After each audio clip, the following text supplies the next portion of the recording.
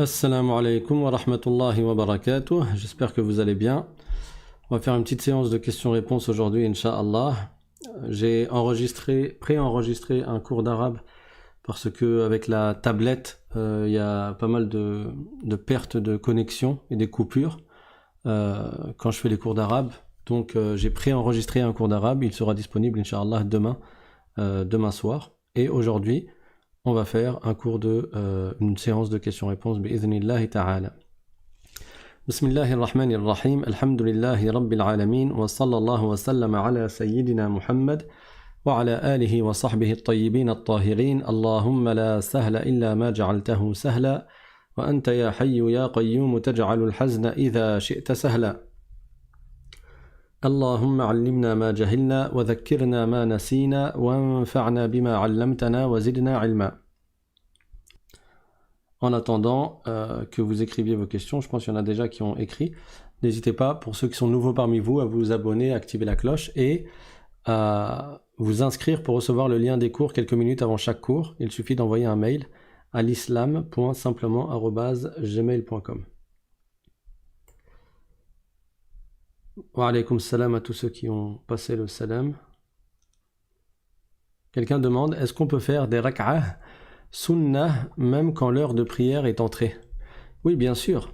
Lorsque le temps d'une prière entre, il est recommandé de faire deux rak'ah sunnah. C'est ce qu'on appelle les rawatib qabliyah, c'est-à-dire les rawatib, les prières surérogatoires qui sont rattachées aux prières obligatoires et qui ont lieu avant la prière obligatoire. Mais quand on dit qu'elles ont lieu avant la prière obligatoire, c'est tout de même après que l'heure de la prière soit entrée.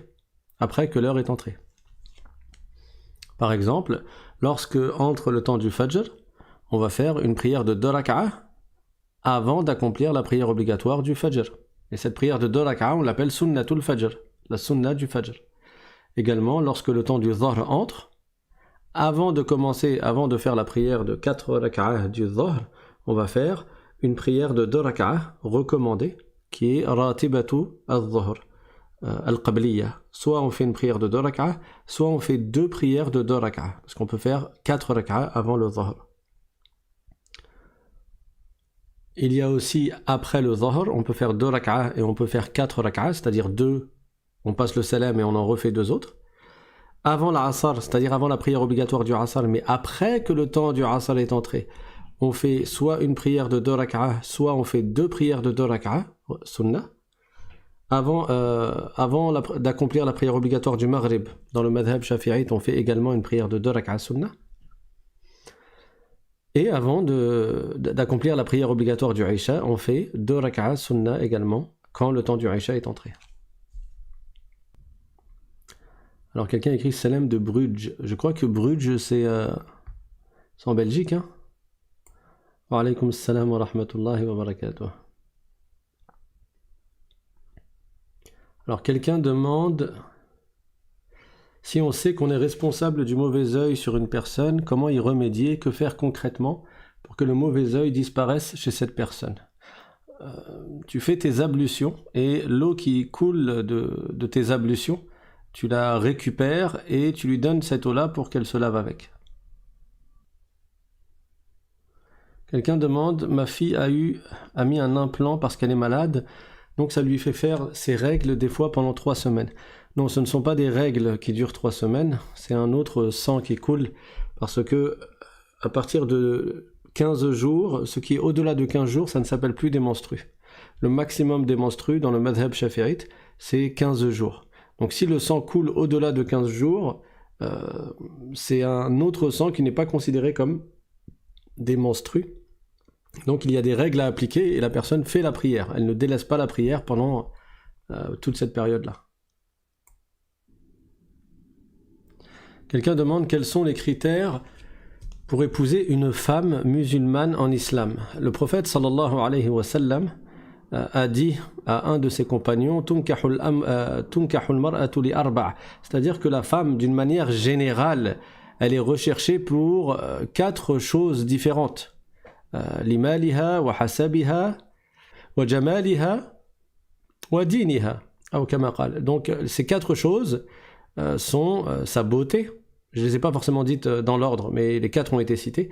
Donc la beauté de la femme, la richesse de la femme, son statut par rapport à sa famille, donc sa lignée, et sa religion, c'est-à-dire sa pratique et son attachement à la religion.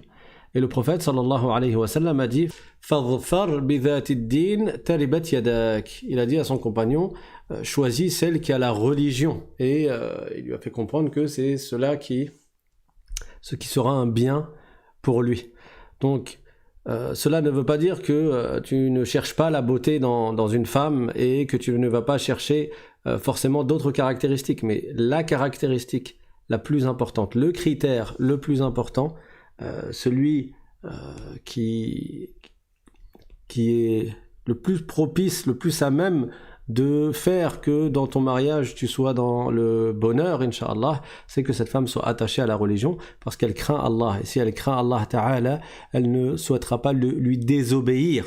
Et donc, elle remplira les devoirs qui lui incombent. Et c'est pareil pour la femme. Elle va pas chercher quelqu'un parce qu'il est riche ou parce que il a des voitures et des maisons ou uniquement pour sa beauté en délaissant la religion. Malheureusement, beaucoup de gens à notre époque s'attachent à des choses qui sont mondaines, à des critères qui sont mondains, et ils ne prêtent pas attention aux critères religieux qui est le plus important. Si tu vois que l'homme avec qui tu veux te marier ne fait pas la prière, passe ton chemin. Passe ton chemin. Il est hors de question que tu te maries avec quelqu'un qui ne fait pas la prière. Et s'il délaisse la prière, ça veut dire qu'il ne craint pas Allah. Ça veut dire que la plus grande des obligations qui est à sa charge, le plus grand devoir qui lui incombe, il l'a délaissé. Mais quelle garantie as-tu qu'il remplira ses devoirs te concernant? Donc que ce soit l'homme ou la femme, quand tu recherches un époux ou tu recherches une épouse, la priorité, c'est que cette personne, elle soit attachée à appliquer la religion, c'est-à-dire à obéir à Allah subhanahu wa ta'ala et à son messager. Et qu'il soit attaché à ne pas tomber dans les péchés. Et ça, c'est valable pour le conjoint et la conjointe, donc le mari et la femme, mais c'est valable également pour la compagnie, le fait d'avoir un bon compagnon. Et même le fait de t'entourer de gens dans le travail, dans la mesure du possible.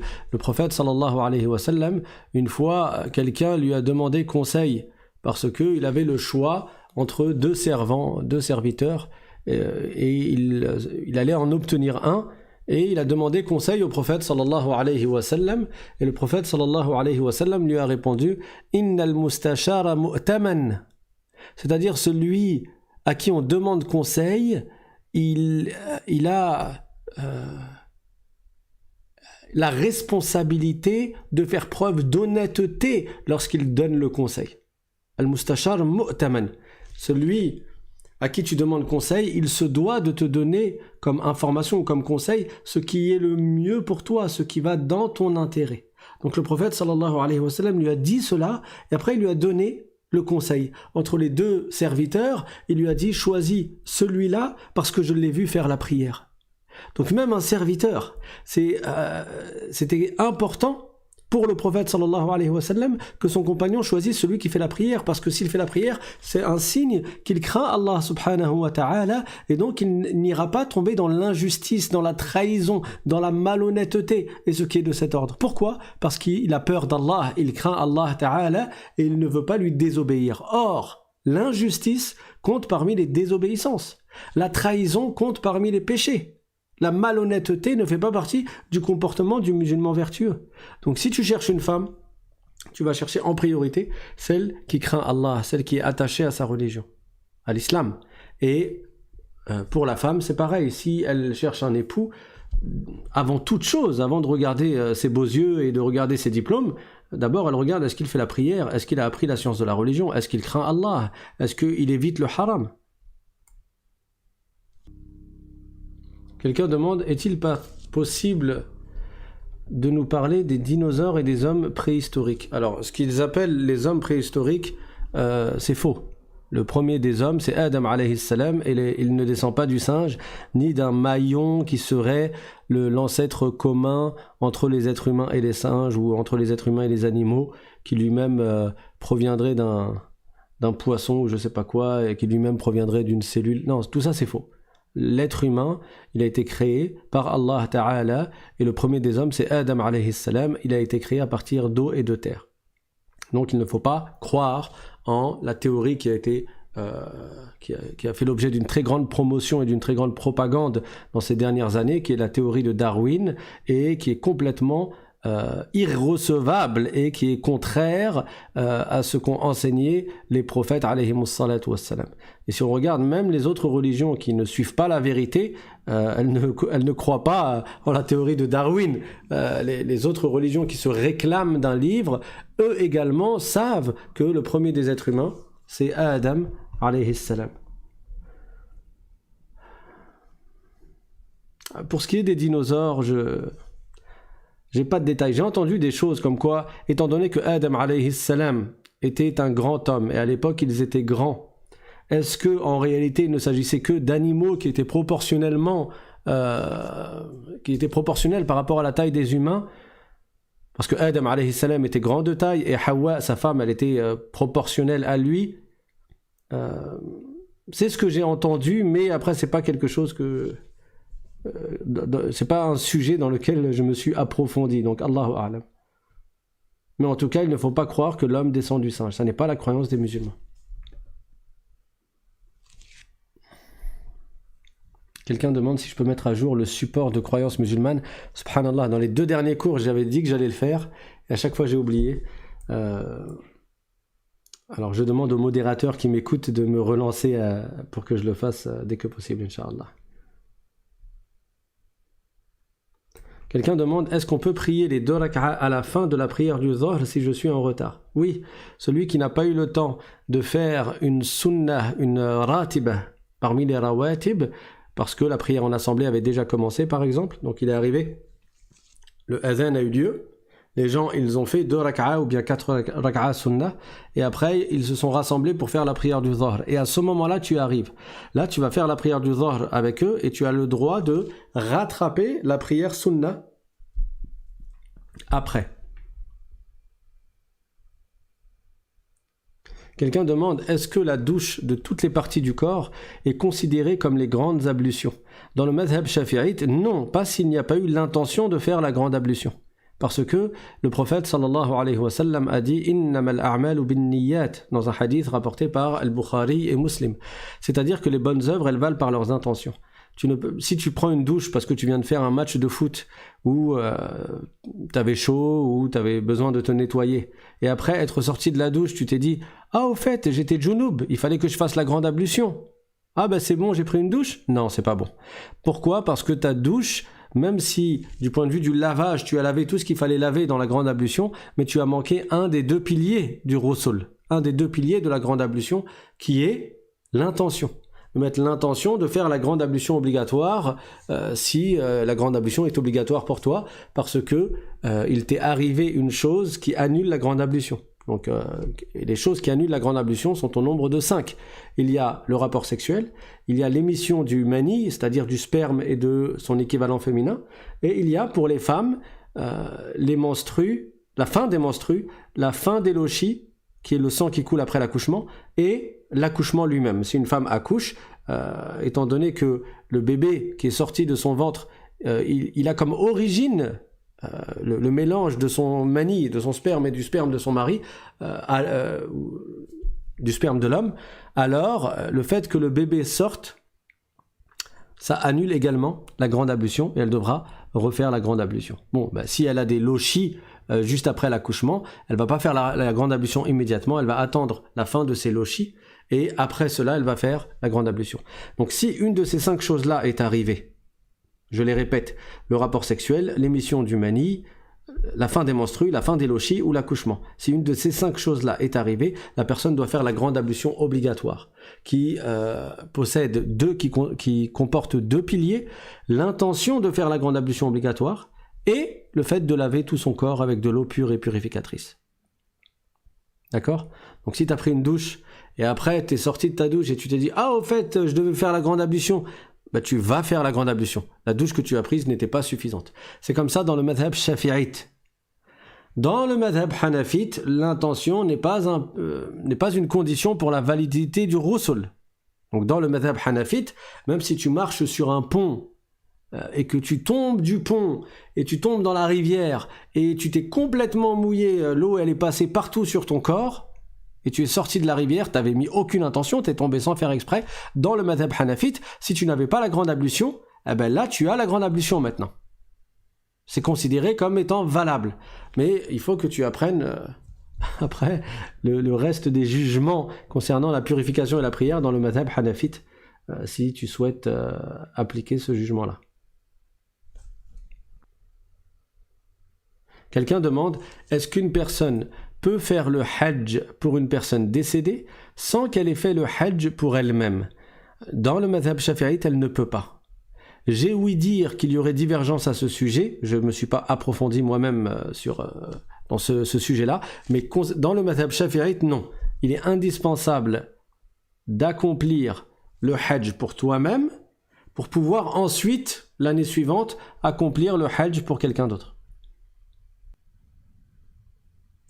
Quelqu'un demande comment Ali radiyallahu anhu est décédé.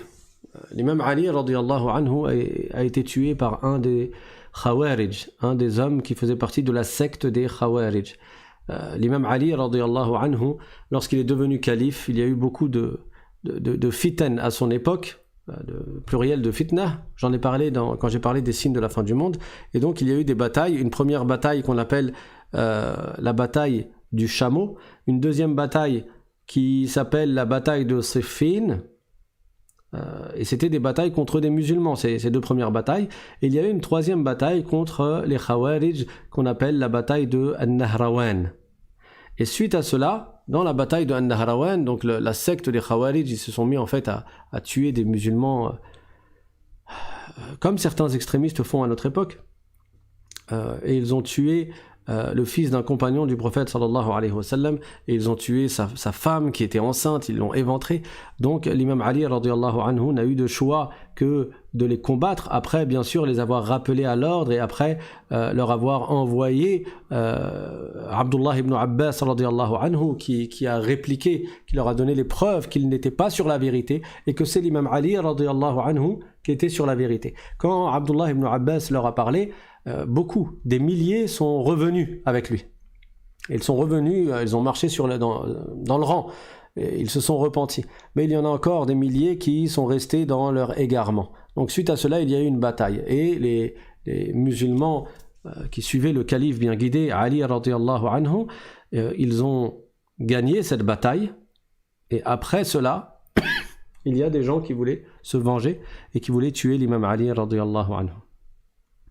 Et il y a un homme qui voulait se marier avec une femme et elle lui a dit, comme son père avait été tué et son frère avait été tué dans la bataille de An-Nahrawan, parce qu'elle faisait partie sa famille faisait partie des Khawarij, donc elle a dit à cet homme, moi ma dot, si tu veux m'épouser, c'est que tu ailles tuer Ali ibn Abi Talib.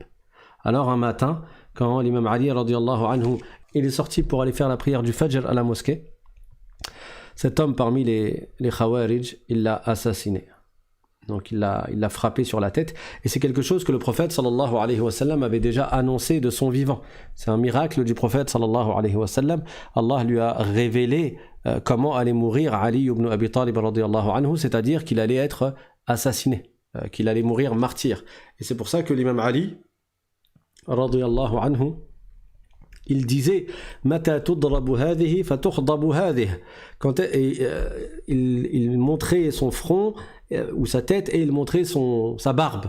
Mata tudrabu hadhihi, quand est-ce que ma tête elle va se faire frapper lorsque je vais être assassiné, et que wa tukhdabu hadhihi, et que ma barbe va être teinte par le sang qui va couler dessus. Donc il s'attendait radiyallahu anhu à se faire tuer, étant donné que le prophète sallallahu alayhi wa sallam avait annoncé cela. Et donc il est mort martyr.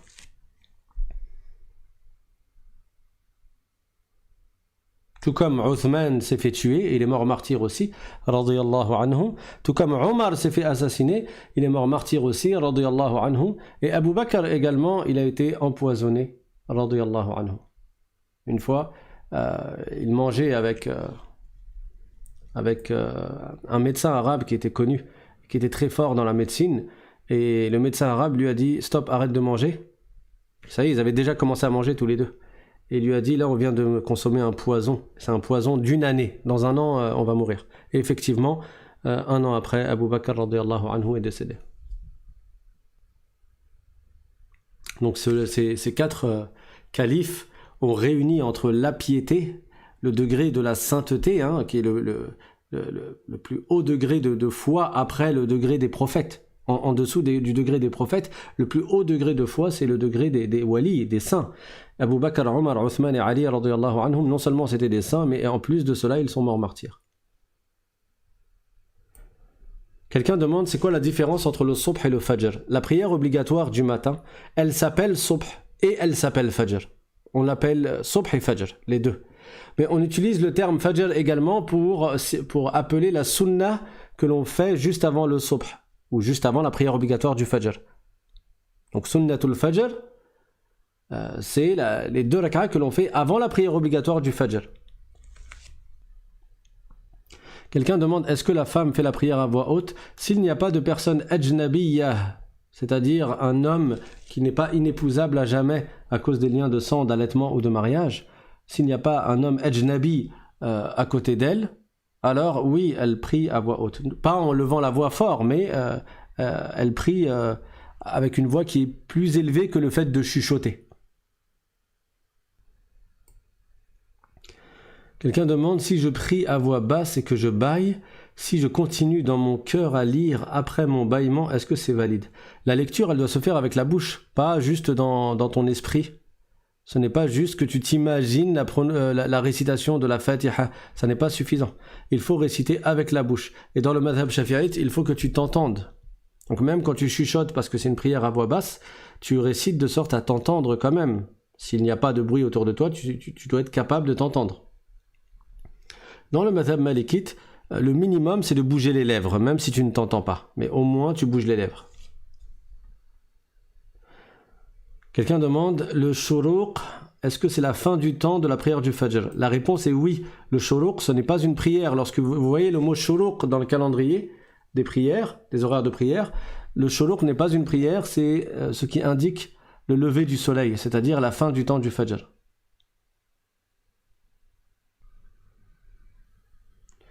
Alors quelqu'un dit salam depuis Lomé au Togo. Wa alaykum salam wa rahmatullah. Bienvenue à toi mon frère. Bilali, barakallahu fik.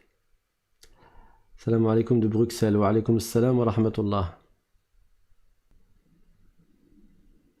Quelqu'un demande est-il obligatoire de prier à haute voix les 3 prières du soir ou est-ce que c'est facultatif? Alors quand tu dis les 3 prières du soir, tu veux dire les 3 prières quand le soleil n'est pas levé, c'est-à-dire les 2 prières du Maghrib et du Aïcha et la prière du Subh. Ce sont les 3 prières dans lesquelles le soleil n'est pas levé. C'est recommandé de les prier à voix haute. Ça n'est pas obligatoire. Le fait de délaisser la prière à voix haute, c'est-à-dire de réciter à voix basse dans ces prières, c'est makrouh, c'est déconseillé.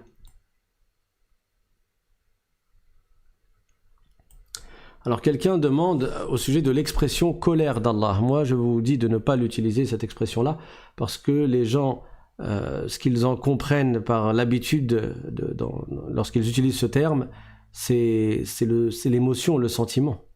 Ghadabullah, les savants l'ont expliqué comme étant la volonté d'Allah de châtier. La volonté d'Allah de châtier. Donc le châtiment d'Allah, le fait qu'Allah, il est la volonté de châtier telle ou telle personne. Donc quand quelqu'un on dit que telle personne, il encourt Ghadabullah, ça veut dire que il n'est pas sur un état qu'Allah agrée et il mérite le châtiment de la part d'Allah. Il ne s'agit pas là d'une émotion ou d'un sentiment qu'Allah aurait. Un coup il est content, un coup il n'est pas content. Allah est exempt du changement, il est exempt des émotions. Il est impossible qu'Allah soit attribué des attributs des créatures ou des caractéristiques des créatures comme les changements d'humeur, les humeurs d'une manière générale, le fait d'être content, d'être en colère, de se fâcher, d'être triste, tout ça, c'est pour nous les créatures qui sommes sujets au changement et qui avons ces caractéristiques. Allah est le créateur des caractéristiques des humains et il n'est pas concerné par les caractéristiques des humains. Même dans la Fatiha, malheureusement, beaucoup utilisent cette traduction et beaucoup en comprennent le sens de l'émotion et du sentiment. Or, Allah est exempt de cela. Dans la Fatiha, ghayril maghdubi alayhim waladdallin. Al-maghdubi alayhim, c'est ceux pour qui Allah a voulu le châtiment. Ils encourent, ils méritent le châtiment d'Allah. Quelqu'un demande, quand on rattrape ces prières qui ont été délaissées il y a quelques années, quand on voyage, doit-on les raccourcir? Des prières qui ont été délaissées durant un voyage, elles peuvent être rattrapées de façon raccourcie si tu es dans un voyage, que ce soit le même voyage ou un autre voyage. Si tu es dans un voyage, tu peux rattraper de façon raccourcie des prières qui avaient été délaissées dans un voyage.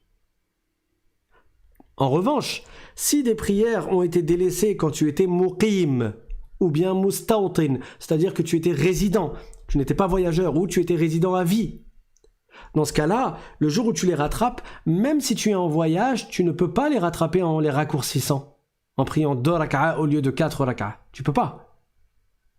Et également, si tu as délaissé des prières dans un voyage et tu les rattrapes alors que tu n'es plus dans un voyage, tu ne peux pas non plus les rattraper de façon raccourcie. Le seul cas où tu peux rattraper des prières en les raccourcissant, c'est lorsque tu les rattrapes dans un voyage et qu'elles avaient été délaissées dans un voyage. Quelqu'un demande, quand on fait les grandes ablutions, est-on obligé de se laver complètement les cheveux ou peut-on juste les mouiller avec de l'eau sur les mains? Non, dans les grandes ablutions, il est indispensable de laver les cheveux. On doit laver tout le corps, poils et cheveux compris. Tout le corps doit être lavé. Donc là, il ne s'agit pas simplement de mouiller les cheveux avec les mains mouillées comme on fait lorsqu'on fait le wudu, la petite ablution. Là, il est indispensable que l'eau coule. Et les savants ont même dit que si la personne avait fait des nattes ou des tresses de sorte à ce que l'eau ne parvienne pas à chaque endroit de chaque cheveu, alors il est indispensable de dénouer. Il est obligatoire de dénouer les nattes et de dénouer les tresses.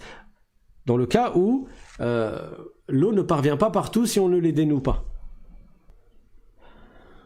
Quelqu'un demande, est-ce qu'on a le droit de mentir pour se défendre? Se défendre de quoi? Il y a un cas dans lequel il est permis de mentir, c'est un cas que les savants ont cité. Alors j'ai l'impression que ça coupe. J'espère que vous entendez bien. Je vous demande un instant, je vais couper le logiciel et le remettre. Ok, normalement, ça devrait être bon. Donc je disais, si une personne n'a d'autre choix que de mentir pour éviter une injustice, dans ce cas-là, elle va mentir pour ne pas qu'il y ait une injustice plus grave qui soit commise. Et je vais te donner un exemple. Si des gens veulent assassiner quelqu'un injustement, et cette personne qui est innocente, elle est partie se réfugier chez toi. Et ils viennent, ils frappent à ta porte. Et ils te disent, est-ce que un tel est chez toi? Toi, tu sais que le seul rempart pour qu'il ne le tue pas injustement, c'est que tu dises non, il n'est pas chez moi. C'est que tu dises non. Dans ce cas-là, oui, tu vas mentir. Mais après, quand tu m'as dit pour se défendre, le terme se défendre, il est tellement vague que je ne peux pas te répondre comme ça. Je t'ai donné un exemple de cas dans lequel il est permis de mentir. Et sachez que, même si dans certains cas particuliers comme celui-là, il est permis pour nous de mentir, sachez qu'aucun prophète n'a jamais menti. Les prophètes sont préservés du mensonge. Aucun prophète n'a jamais menti. Et il faut faire attention, dans les livres, il y a des histoires qui sont écrites dans lesquelles ils attribuent le mensonge au prophète Ibrahim alayhi salam, et ceci est une insulte à l'égard du rang de la prophétie. On n'attribue pas le mensonge au prophète. Depuis Adam alayhi salam jusqu'à Muhammad sallallahu alayhi wa sallam. Quelqu'un a dit, depuis Mayotte, assalamu alaikum, donc wa alaikum salam wa rahmatullah, quand on fait les petites ablutions avant de faire la prière, exemple, on ne récite, avant de faire la prière, On ne récite pas quelque chose à chaque fois qu'on lave les membres. C'est bien de faire du zikr à chaque fois que tu laves des membres. Il y a des savants qui récitaient la shahada en lavant chaque membre. Alors je ne sais pas s'il y a un hadith là-dessus, je ne le connais pas en tout cas, mais ce que j'ai appris, c'est que parmi les choses qui sont bien lorsque tu fais les ablutions, c'est d'évoquer le nom d'Allah pendant que tu fais tes ablutions. Et en l'occurrence, de faire par exemple la shahada. Ashhadu an la ilaha illallah wa ashhadu anna Muhammadan Rasulullah à chaque fois que tu laves un membre. Quelqu'un demande combien de temps durent les lochis et à quel moment dois-je reprendre la prière. Dans le madhab shafi'ite, le minimum des lochis, c'est un instant. C'est qu'il y ait un écoulement de sang minime, un instant. Et le maximum des lochis, c'est 60 jours après l'accouchement. 60 jours. Et la moyenne habituelle, c'est 40 jours. Maintenant, si durant la période des 60 jours, la femme, elle a du sang et après le sang, il arrête de couler. Quand le sang arrête de couler, qu'est-ce qu'elle fait? Elle fait la grande ablution. Elle se dit, bon, le sang s'est arrêté de couler, ça veut dire que j'ai plus de lochis. Et elle se remet à faire la prière. Sauf que le sang, 3 jours après, par exemple, il se remet à couler. Du coup, elle se dit, je suis encore dans la période de 60 jours. Donc en réalité, mes lochis ne s'étaient pas terminés. Et donc, les prières que j'ai faites en pensant que mes lochis étaient finis, elles étaient pendant la période de lochis. Donc elles n'étaient pas valables, mais la femme n'a pas commis de péché parce qu'elle s'est basée sur ce qui était apparent. Et en apparence, elle avait plus de lochis. Donc elle considère qu'elle a encore ses lochis. Après, au bout de quelques jours, le sang il arrête de couler encore. Elle se dit, mes lochis se sont finis. Elle refait la grande ablution obligatoire et elle reprend la prière. Puis, il y a encore, au bout de 7 jours par exemple, du sang qui coule. Elle se dit, mais en fait j'étais encore dans ma période de lochis. Et ainsi de suite. Sauf si il y a une période de 15 jours qui s'est écoulée, 15 jours de coupure dans lequel il n'y a pas eu de sang. Dans ce cas-là, s'il y a un sang qui coule à nouveau après, même si c'est dans la période des 60 jours, elle se dit, ça n'est plus des lochis, c'est des menstrues. Alors quelqu'un a dit, Assalamu alaikum, en parlant d'Abu Bakr, tu as dit que la récompense d'être la cause de conversion d'une personne à l'islam était le paradis. Peux-tu citer le hadith et la source? Wa alaykum assalam wa rahmatullah. Le prophète sallallahu alayhi wa sallam a dit dans un hadith, Man aslama ala yadayhi rajulun dakhala al-jannah. Man aslama ala yadayhi rajulun dakhala al-jannah. Excuse-moi, tu as dit salam alaikum, déjà je ne sais pas si je t'ai répondu, donc wa alaykum salam. Et la source de ce hadith, je pense que tu veux dire qui a rapporté ce hadith. C'est At-Tabarani. At-Tabarani. Comment faire pour trouver une belle voix quand je lis le Coran? Tu t'efforces de réciter de la plus belle voix que tu peux. Après, on n'est pas des Manchawi et des Abdul Basit, Abdul Samad. Mais même n'ayant pas une belle voix, on peut faire l'effort de réciter avec psalmodie en essayant d'embellir notre voix. Bien sûr, par recherche de l'agrément d'Allah. Si un homme est marié avec une femme dans ce bas monde et que les deux meurent sur l'islam, ils seront mariés au paradis. Ça, c'est la réponse à la question. Du coup, vous avez compris la question.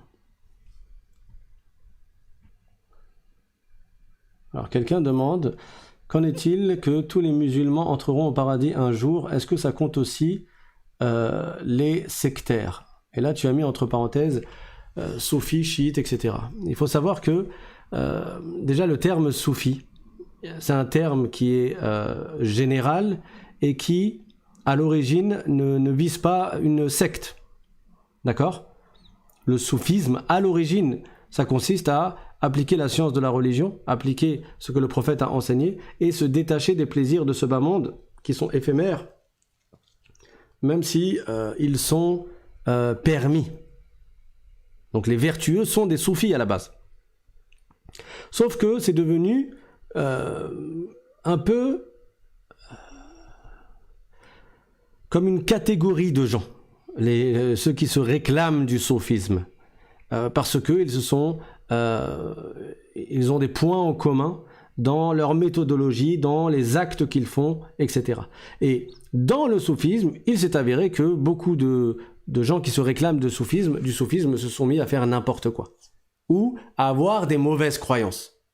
Et à notre époque, c'est quelque chose qui est répandu. Mais ça n'entache en rien le caractère bien du soufisme à l'origine.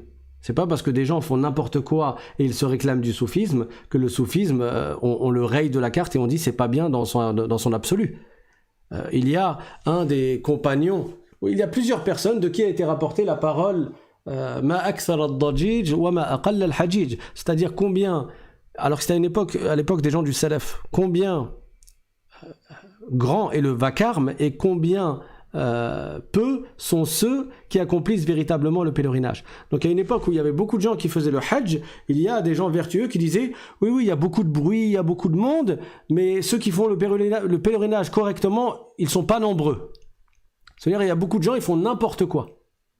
Est-ce que pour autant on va dire le pèlerinage c'est pas bien? Allez, on raye le pèlerinage de la liste des choses à faire en islam? Bien sûr que non. Il y a beaucoup de gens qui font mal la prière. Le prophète sallallahu alayhi wa sallam a dit dans un hadith Rubba qa'imin laysa lahu min qiyamihi illa as-sahar. Combien de gens veillent la nuit dans les prières et ils ne récoltent de leur veillée que la fatigue, non pas de hasanat. Parce que parmi eux, il y a ceux qui ne savent pas bien faire la prière. Ils ne font pas correctement la prière. Est-ce qu'à cause de ces gens-là, aussi nombreux soient-ils, on va blâmer la prière? On ne blâme pas la prière, on va blâmer les actes blâmables que font certaines personnes lorsqu'ils font la prière. Pour le soufisme, c'est pareil. Les mutasawwifa, les gens qui se réclament du soufisme, beaucoup à notre époque font des choses qui sont des mauvaises innovations. Beaucoup à notre époque, ils ont même des mauvaises croyances. Ces gens-là, on les pointe du doigt et on dit qu'il ne faut pas les suivre. Mais on ne va pas critiquer, comme le font certains, la totalité du soufisme, alors qu'à la base, les awliya, ce sont des soufiyas. Les awliya, c'est-à-dire Abu Bakr, Omar, Uthman, Ali, Talha, Az-Zubayr, dans le sens réel du terme, ils sont tous des soufis, parce que ce sont des gens qui se sont détachés, ils n'avaient pas la dunya dans le cœur. Ils ont retiré la dunya de leur cœur. Même si parmi eux, il y en a qui étaient riches. Il n'y a pas de corrélation. C'est pas parce qu'il est riche que ça veut dire qu'il est attaché à la dunya. Il se peut qu'il soit très riche, comme l'était Uthman, radiyallahu anhu, comme l'était Talha, comme l'était Abdurrahman ibn Auf, qui font partie des meilleurs des compagnons. Mais ils n'avaient pas la dunya dans leur cœur. Ils étaient capables de se détacher de leur richesse complètement. Ils étaient extrêmement généreux. Ils étaient complètement détachés. D'accord ? Donc voilà, déjà c'était une précision parce que tu as utilisé le terme soufi. Maintenant, pour revenir à ta question, qu'en est-il de ceux qui se réclament de l'islam mais qui sont sectaires? Par exemple les chiites, oui, et d'autres encore. Tout dépend de la déviation dans laquelle cette personne-là est entrée. Parce que les sectes sont de différentes sortes. Et même au sein d'une même secte, il y a différentes catégories de gens. Et donc, tout dépend de la personne en question, quelle a été sa croyance et quels sont les actes qu'elle a fait. Si la personne a fait un acte où elle a eu une croyance, où elle a dit une parole qui fait sortir de l'islam, alors dans ce cas-là, elle n'est plus musulmane. Et si elle meurt sur cet état-là, elle ne méritera pas le paradis du tout. Elle n'ira jamais au paradis, même si elle se réclame de l'islam.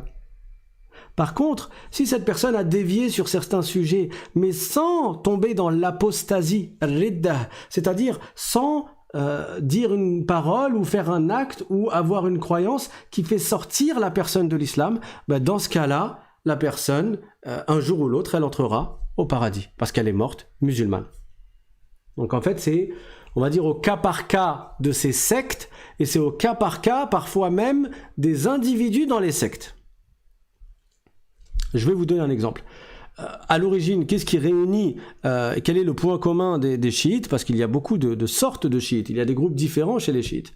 Les rawafid. c'est que ils blâment Abu Bakr et Omar radiyallahu anhuma et ils les insultent. Ils ne sont pas d'accord avec Abu Bakr et Omar et ils les insultent. Et ça, c'est un grand péché. Le prophète sallallahu alayhi wa sallam a dit « Sibabul muslimi fusuq », c'est-à-dire insulter un musulman est un grand péché. Que dire alors d'insulter un pieux, un taqi? Et que dire d'insulter un wali, un saint? Et que dire d'insulter les meilleurs des saints, les meilleurs des hommes après les prophètes? Ce sont Abu Bakr, Omar, Othman et Ali radiyallahu anhum ajma'in. Donc, tous les chiites sont accordés à insulter Abu Bakr et Omar et à les traiter d'injustes. Ils considèrent qu'ils ont été injustes envers Ali, ce qui est totalement faux. Ça, c'est un grand péché. Mais après, il y a certains groupes de chiites qui vont plus loin. Il y a des chiites qui sont allés jusqu'à dire de la mécréance. Ces gens-là ne sont plus musulmans. Ils ont dit par exemple que l'ange Jibril alayhi salam, il s'est trompé, il devait donner la révélation à l'imam Ali ibn Abi Talib et par erreur il l'a donné au prophète Mohammed sallallahu alayhi wa sallam. Ça c'est de la mécréance. Ça c'est carrément contraire à l'islam. Là c'est en opposition avec Ashhadu an la ilaha illallah wa ashhadu anna Muhammadan Rasulullah. Donc ce chiite-là qui a cette mauvaise croyance-là, il n'est pas musulman. S'il meurt sur cet état-là, il ne méritera pas le paradis. Par contre, un qui a juste est un grand mot, mais un qui a insulté Abu Bakr, il a insulté Abu Bakr radiyallahu anhu, on dit qu'il a commis un grand péché, mais il n'est pas sorti de l'islam. Quel est le jugement quant au fait d'abréger ou de déformer des prénoms du prophète, comme par exemple Mohammed, la personne elle dit Momo. Si la personne qui est visée, ce n'est pas le prophète Mohammed sallallahu alayhi wa sallam, dans ce cas-là, ce n'est pas interdit si la personne qui est visée, elle accepte. Ne considère pas ça comme un rabaissement ou autre. Donc, si quelqu'un dans le quartier, il est connu et lui-même, ça ne le dérange pas qu'on l'appelle Momo, et il est connu par ce surnom-là, dans ce cas-là, c'est un surnom le concernant lui. Ce n'est pas le prophète Mohammed sallallahu alayhi wa sallam qui est visé. Par contre, déformer le nom d'un prophète, bien sûr que ce n'est pas permis. Et si c'est fait dans le but de le rabaisser, c'est de la mécréance. Et même si c'est pas dans le but de rabaisser, c'est haram. On n'a pas le droit, par exemple, Moussa alayhi salam, la personne n'a pas le droit de dire Mouaïsa, en utilisant le diminutif. Après, il dit non, mais c'est parce que je l'aime beaucoup. Mais même, tu vas pas déformer le nom du prophète alors que c'est du prophète que tu parles. C'est du prophète en question que tu parles. Ça n'est pas permis. Mais s'il ne s'agit pas du prophète, il s'agit de quelqu'un, si cette personne, ça la dérange pas que tu lui utilises ce pseudo-là, ce diminutif-là, c'est pas comme si il s'agissait du prophète sallallahu alayhi wa sallam. Quelqu'un demande, pourrions-nous avoir des éclaircissements sur la durée de la prière du voyageur? La prière du voyageur dans le madhab shafi'ite, on l'a fait quand la personne est en voyage et qu'elle remplit les conditions du voyage, c'est-à-dire qu'elle dépasse 16 farsakh, qui était connu chez les Arabes. À quoi correspondent 16 farsakh? Il y a divergence entre les savants, je ne vais pas rentrer dans les détails maintenant. Et qu'est-ce que je disais? Donc voilà, il ne faut pas que le voyage soit dans le but de commettre un péché, que le voyage ne soit pas interdit en soi, et il y a d'autres conditions. Et à partir du moment où toutes les conditions sont réunies, et que la personne, elle est dans son voyage, c'est-à-dire elle est en mouvement dans son voyage, elle continue à faire la prière du voyageur, quel que soit le nombre de jours. Par contre, si elle s'arrête à un endroit, elle fait une halte à un endroit qui n'est pas encore la destination finale, dans ce cas-là, dans le madhab shafi'ite, il ne faut pas dépasser 4 jours. Il ne faut pas que la personne elle reste au même endroit 4 jours complets, autres que le jour d'arrivée et de départ. Si elle reste 4 jours complets ou plus, dans ce cas-là, elle ne fait pas la prière du voyageur à cet endroit-là où elle a fait cette halte. Par exemple, si tu habites à Paris, tu vas à Marseille, toi tu t'arrêtes à Lyon, tu prends l'autoroute du Soleil et tu t'arrêtes à Lyon, parce qu'il y a quelqu'un de ta famille qui habite là-bas. Si tu t'arrêtes à Lyon pendant 2 jours, tu continues à faire la prière du voyageur. Si tu t'arrêtes à Lyon pendant 1 jour, tu continues à faire la prière du voyageur. Même si tu es installé à Lyon pendant cette journée-là, ou même 3 jours, tu continues à faire la prière du voyageur. Mais il ne faut pas dépasser 4 jours, autres que le jour d'arrivée et de départ. Donc si tu arrives à Lyon lundi c'est le jour d'arrivée, tu ne le comptes pas. Tu vas compter mardi, mercredi, jeudi, ça fait 3 jours.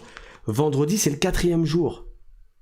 Donc, il ne faut pas que tu restes jusqu'au vendredi Maghrib. Vendredi, si tu restes alors que jusqu'à ce que le soleil se couche, ça veut dire que tu seras resté 4 jours complets, autre que le jour d'arrivée et de départ. Et donc, dans ce cas-là, tu ne fais pas la prière du voyageur. Si tu veux continuer à faire la prière du voyage quand tu es à Lyon, alors que tu es arrivé lundi à Lyon, tu vas faire mardi, mercredi, jeudi, et tu vas partir vendredi avant le Maghrib. Tu vas quitter l'agglomération de Lyon vendredi avant le Maghrib. Et en parlant du Maghrib, il ne reste pas beaucoup de temps avant que le Maghrib n'entre, donc je vais prendre encore quelques dernières questions, et on va se dire au revoir. Quelqu'un demande, est-ce que les djinns peuvent savoir ce qui est dans notre tête? Non, les djinns ne savent pas ce qu'il y a dans ton cœur. Les djinns ne savent pas ce qu'il y a dans ton cœur. Ils vont t'insuffler des choses, les djinns, le waswas, hein, الذي يوسوس في صدور الناس من الجنة والناس. Donc il va t'insuffler des choses, il va te chuchoter en fait dans le cœur des choses, et après il va voir tes réactions.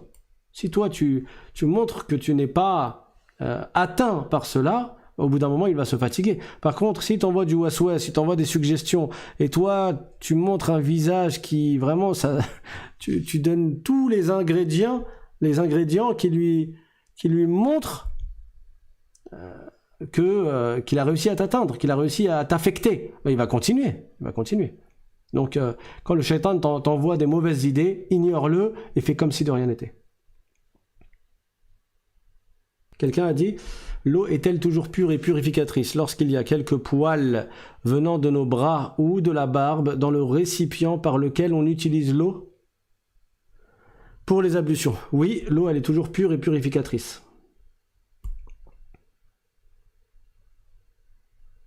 Quelqu'un demande, serait-il possible qu'il y ait une autre création douée de raison comme les humains?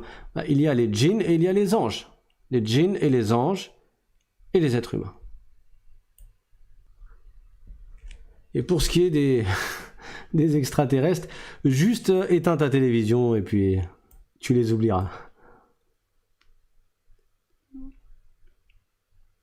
Supprime tes codes Netflix.